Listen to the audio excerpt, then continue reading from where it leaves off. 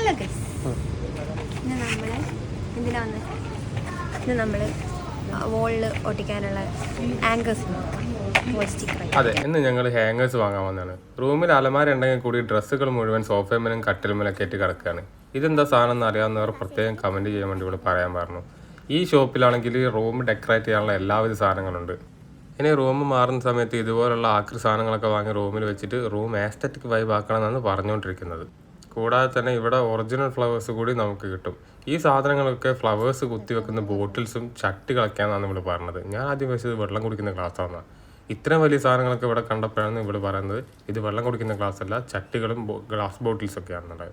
പിന്നെ ഇതുപോലെ room decorate ചെയ്യാൻ പറ്റുന്ന എല്ലാവിധ ആക്രി സാധനങ്ങളും ഇവിടെ കിട്ടും. ഇതൊക്കെ ഇങ്ങനത്തെ സാധനങ്ങളൊക്കെ കണ്ടു കഴിഞ്ഞാൽ പിന്നെ ഇതിങ്ങനെ ഒരു അരമണിക്കൂർ നോക്കിക്കൊണ്ടിരിക്കണം.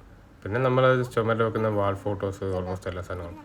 അങ്ങനെ നിൽക്കുമ്പോഴാണ് ഞങ്ങൾ വലിയൊരു കണ്ണാടി കാണുന്നത്. റൂമിൽ കണ്ണാടി ഉണ്ടെങ്കിൽ അത് വളരെ ചെറുതാണ്. ഇവർക്ക് നീളം കുറവായതുകൊണ്ട് തന്നെ റൂമിലെ കണ്ണാടി ഇവർക്ക് റെഡിയാണ്. എനിക്ക് കുറച്ച് നീളമുള്ളത് കൊണ്ട് തന്നെ എനിക്ക് റെഡിയാകില്ല.